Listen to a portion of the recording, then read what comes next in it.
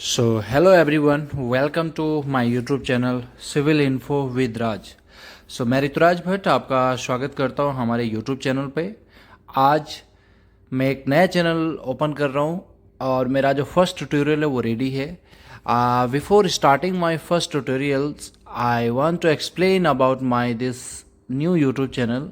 इस YouTube channel पे मैं कंस्ट्रक्शन से रिलेटेड वीडियोस बनाने वाला हूँ। बहुत सारे लोग होते हैं जो अपना घर बनाना चाहते हैं और वो किसी कॉन्ट्रैक्टर को कॉन्ट्रैक्ट दे देते हैं, लेकिन उनको पता नहीं होता है कि वो सारे क्या स्टेप्स है जो मैं फॉलो करूं ताकि कॉन्ट्रैक्टर कोई गलत काम ना करे। Secondly, I am going to make a videos related to the civil engineers who is doing the education in civil engineering, diploma and graduation, whatever it is. उनके लिए भी यहाँ पर ट्यूटोरियल्स होने वाले हैं। And then third step is I'm going to make a videos for the learner who is already in working but they want to grow in the civil engineering fields, so they can also watch this YouTube channels. हमारा जो पहला tutorial है इस channel पे वो है building construction से related. Building construction में बहुत सारे स्टेप होते हैं। It's very difficult to connect all the step in one video, इसलिए अब मैंने इनको ब्रेक डाउन किया है अलग अलग ट्यूटोरियल्स में। पहला जो ट्यूटोरियल है इसमें हम सिर्फ दो स्टेज की बात करेंगे। पहला स्टेज है legal planning and procurement. Second stage है हमारा construction of substructure. Construction of substructure में फाउंडेशन में जितना भी हम काम करते हैं अप टू ग्राउंड फ्लोर, उसके बारे में बात करेंगे। तो उनके में क्या क्या हमारे स्टेप्स आते हैं उनके अंदर, उसके बारे में मैं आपको बताने वाला हूँ। किसी भी प्रोजेक्ट का जो पहला स्टेप होता है वो होता है लीगल एक्टिविटीज़। जितने भी लीगल डॉक्यूमेंट्स हमें कलेक्ट कर लेने हैं, जितने भी रिक्वायरमेंट डॉक्यूमेंट्स की हमें, जैसे आर्किटेक्चर से drawing, structure approved drawing, good for construction drawing, और उसके अलावा जितने भी और रिक्वायरमेंट होती है जैसे सर्वे ड्राइंग। तो जो जिस भी कंसल्टेंट के अंडर हम काम कर रहे हैं या फिर डायरेक्ट क्लाइंट से काम कर रहे हैं तो ये सब डॉक्यूमेंट हमें उनसे ले लेना है। सेकेंड, हमें start deployment of resources and temporary structure. तो वहाँ पर टॉयलेट फैसिलिटी से लेके worker accommodation, office and what ever, क्योंकि साइट लंबी चलेगी तो उसके लिए हमें ये सब करना पहले से बहुत ज़रूरी है। और साइट की क्लीनिंग करके उसको चारों तरफ से बैरिकेड करना है ताकि बाहर से कोई अंदर ना आ सके या अंदर की सिक्योरिटी को कोई डिस्टर्बेंस ना हो। तो जैसे ही हमारा ये स्टेप कंप्लीट होता है उसके बाद हम मोबिलाइजेशन कर लेते हैं, और सारे मोबिलाइजेशन करने के बाद हम क्लीनिंग एंड सेटिंग आउट कर लेते हैं। नेक्स्ट स्टेप होता है हमारा प्लानिंग का। इसके अंदर हम प्रोजेक्ट के क्या करते हैं, प्लानिंग करते हैं। प्रोजेक्ट प्लानिंग का मतलब कि फॉर एग्जांपल हमारा एक साल का ये प्रोजेक्ट गिवन टाइमलाइन मिली है, तो हम एक साल के अंदर इन सभी एक्टिविटीज़ को, सभी स्टेज को कैसे कंप्लीट करेंगे वो सब हमें बनाना है। उसके लिए हमारे पास कई आज की डेट में सॉफ्टवेयर जैसे प्राइमावेरा, P6 एडवांस है और MSP यानी कि माइक्रोसॉफ्ट प्रोजेक्ट है। कुछ लोग एक्सेल में भी करते हैं, लेकिन Excel I will not recommend the Excel. दूसरा, हमें वर्क ब्रेकडाउन शेड्यूल बनाना है, वर्क प्रोग्राम बनाना है, वो क्लाइंट को सबमिट करना है कि हम ये स्टेज इतनी तारीख को ख़त्म करने वाले हैं, इसमें इतना टाइम लगेगा, साथ ही साथ कैश फ्लो। उसके बाद as per drawing, as per BOQ, as per client suggestion हमें मटेरियल का प्रोक्योरमेंट स्टार्ट करना है, विच इज़ वेरी इंपॉर्टेंट। हमें प्रोक्योरमेंट शेड्यूल तैयार करना है। प्रोक्योरमेंट का मतलब होता है कि हमें मान लो कोई टाइल खरीदनी है तो हमें कहाँ से खरीदनी है और उस कितने में आ रही है, तो वो सब चीज़ें हमें अपने लिए रेडी करनी है और मटेरियल को परचेज करना स्टार्ट करना है। Like for example first stage में हमारे जो मटेरियल आना शुरू होते हैं जैसे स्टील रिइंफोर्समेंट हो गया, फॉर्मवर्क की प्रिपरेशन हो गई, या फिर कॉन्क्रीट मटेरियल्स हो गए, क्वारी मटेरियल्स हो गए, ये सब हमें प्रोक्योर करना होता है। तो उसको प्रोक्योरमेंट का पूरा एक शेड्यूल बनता है और उस शेड्यूल के तहत हम कौन सी चीज़ कहाँ से परचेज करने वाले हैं वो सब उसमें डिटेल हमें फुलफिल करना पड़ता है। उसके बाद ही हम अगली स्टेज में जाते हैं। फ्रेंड्स, स्टेज टू जो हमारा है वो है कंस्ट्रक्शन ऑफ सबस्ट्रक्चर। यहाँ पे जो पहला स्टेप है वो है setting out, demarcation and benchmark setup. Basically सबसे पहले बेंचमार्क को समझते हैं। ये जितने भी टर्म्स आप देख रहे हैं ये सर्वे से रिलेटेड है। किसी भी काम को शुरू करने से पहले एक सर्वे करना पड़ता है। तो हमने वहाँ पे टोटल स्टेशन की हेल्प से 2 पॉइंट मार्क करने होते हैं। 2 पॉइंट मार्क करने के बाद वहाँ पे रीडिंग लिखा जाता है, यानी कि लेफ्ट में कितना जा रहा है, राइट में, या फिर ईस्ट में कितना है, नॉर्थ में कितना है, वो सब कोऑर्डिनेट फिक्स होते हैं वहाँ पे। उसके हम डायरी में लिख लेते हैं और उसका हाइट और उसका नाम रख देते हैं। तो वहाँ पे हम मान लो 0 पॉइंट हमने मार्क किया और कुछ भी कोऑर्डिनेट XY डाल दिया हमने। तो उसके बाद हम अपनी मशीन को कभी भी ला के वहाँ पर सेट कर सकते हैं और भी बेंच मार्क को सेट कर सकते हैं। उसके बाद हमें चारों कॉर्नर का बिल्डिंग के जो आउटर एज है उनकी मार्किंग करनी होती है। तो मार्किंग भी हम मशीन के थ्रू ही करते हैं, लेकिन वो सेटअप जब बेंचमार्क हो जाता है उन्हीं 2 पॉइंट के थ्रू हम वो करते हैं और उससे हमें पता लग जाता है कि हमें कितना एरिया का खुदाई करना है और कितने डेप्थ तक हमें जाना है तो वो सब हमें पहले करना पड़ता है। तो सर्वे करने के बाद डिमार्केशन हो जाता है, पॉइंट मार्क होने के बाद बेसिकली ये सर्वेयर का काम है, तो सर्वेयर करके देता है, और जहाँ पे सर्वेयर नहीं है इंजीनियर को खुद करना पड़ता है। उसके बाद हम इसको क्लाइंट और कंसल्टेंट के अप्रूवल के लिए सेंड कर देते हैं, उनको इनवाइट करके उनको बता देते हैं, और वो जब चेक कर लेते हैं, एक पेपर साइन करके आपको अप्रूवल दे देते हैं, तो फिर हम चलते हैं अपना नेक्स्ट स्टेप की ओर। तो नेक्स्ट स्टेप है excavation in earthwork foundation. So next step में हम बात कर रहे हैं एक्सकवेशन इन फाउंडेशन का।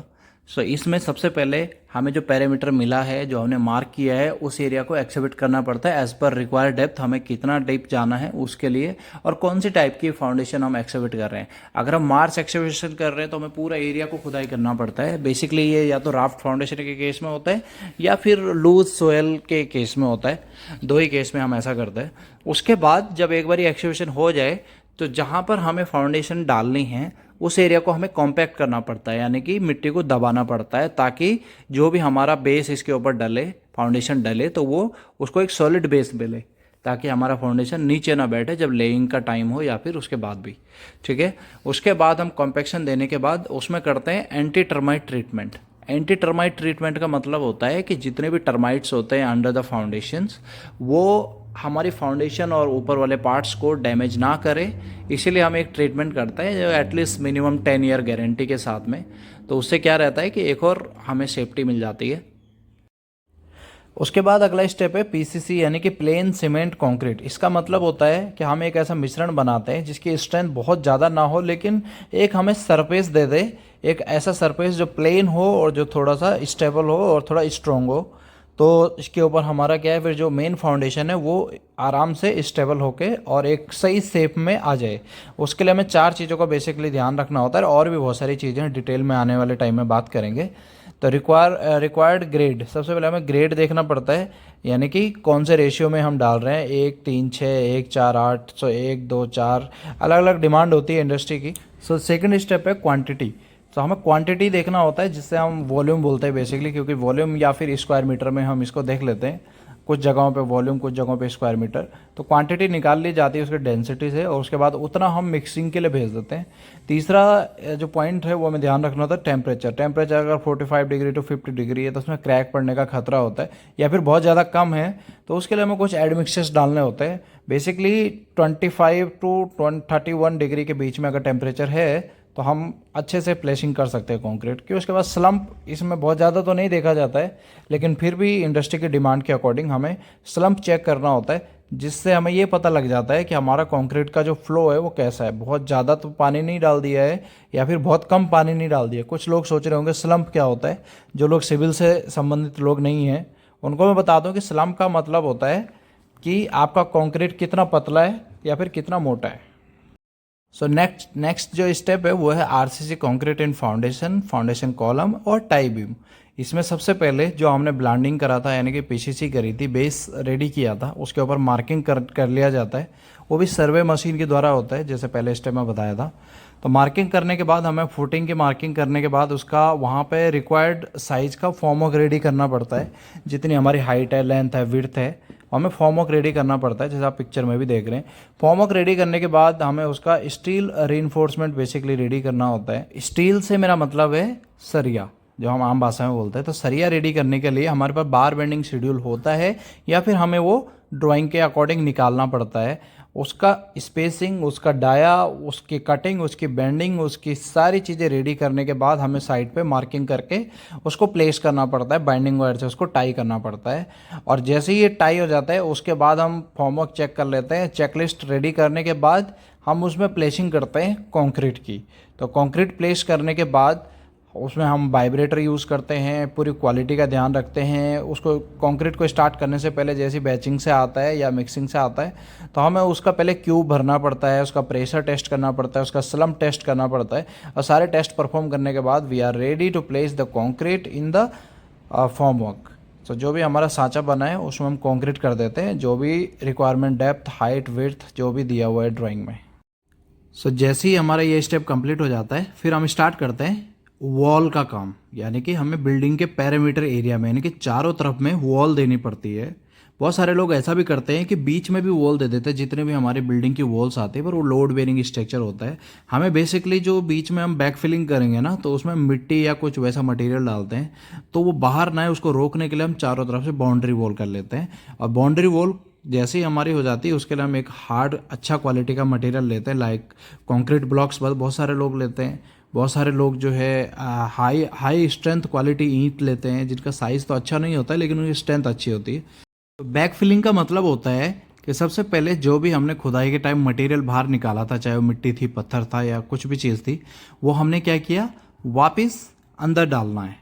उसको लेयर बाय लेयर कॉम्पैक्ट करना है। लेयर बाय लेयर कॉम्पैक्ट करने का मतलब होता है कि 200 mm, 250 mm, 300 mm या फिर रिक्वायरमेंट के हिसाब से जो भी हमारे कंसल्टेंट हमें गाइड करते हैं, या फिर स्टैंडर्ड यानी कि इंडियन स्टैंडर्ड, ब्रिटिश स्टैंडर्ड के अकॉर्डिंग जो भी थिकनेस आती है उस लेयर में हमको कॉम्पैक्ट करके उसको फिल करके उसको कॉम्पैक्ट करना पड़ता है। कई बार वाटर भी रिकमेंड होता है कि पानी भी आप उसमें भरो, तो टाइम इसमें लग जाते हैं।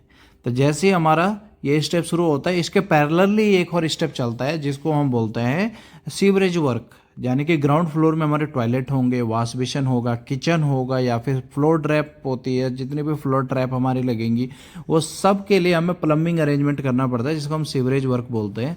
जैसे WC के लिए सॉयल पाइप और बाकी सब चीज़ों के लिए वेस्ट पाइप जो यूज़ होता है, उसको हम अंडर द फाउंडेशन बाहर निकाल देते हैं, ताकि बाहर फ्यूचर में जब प्रोजेक्ट एंड हो तो हम उसको आउटलेट कर सकें। सो ये स्टेप्स कंप्लीट होते ही हम अपने अंतिम और लास्ट स्टेज के ऊपर आते हैं। इसके बाद हमारा सब स्ट्रक्चर का काम कंप्लीट हो जाता है। तो ये सब स्ट्रक्चर का आखिरी स्टेप है। इसके बाद हम सुपर स्ट्रक्चर कंस्ट्रक्शन में जाते हैं। तो यहाँ पे हमें ग्राउंड फ्लोर स्लैब या फिर कुछ जगहों पर इसको ग्रिड स्लैब भी बोला जाता है टेक्निकली। तो ग्रिड स्लैब और ग्राउंड फ्लोर स्लैब यानी कि हमारे फर्श को डालना पड़ता है। तो फर्श डालने के लिए इंडिया में बहुत सारे मेथड यूज़ होते हैं। हम जो एज अ प्रोफेशनल रिकमेंड करते हैं कि प्रॉपर थिकनेस की एज़ पर डिज़ाइन एक बढ़िया फ्लोर डालिए। 125 और 100 mm इज़ ओके। तो उसमें प्रॉपर स्टील होना चाहिए, एटलीस्ट 8 mm का तो कम से कम होना ही चाहिए। 8 to 10 mm स्टील डालने के बाद जो भी लेवल लेआउट आता है उस हिसाब से हम उसे कंस्ट्रक्शन करके उसको आगे के लिए रेडी करना है, ताकि हम उसके ऊपर टाइल लगा सके बाद में, whenever we are coming in the finishing stage. So ये स्टेप थे सब स्ट्रक्चर के।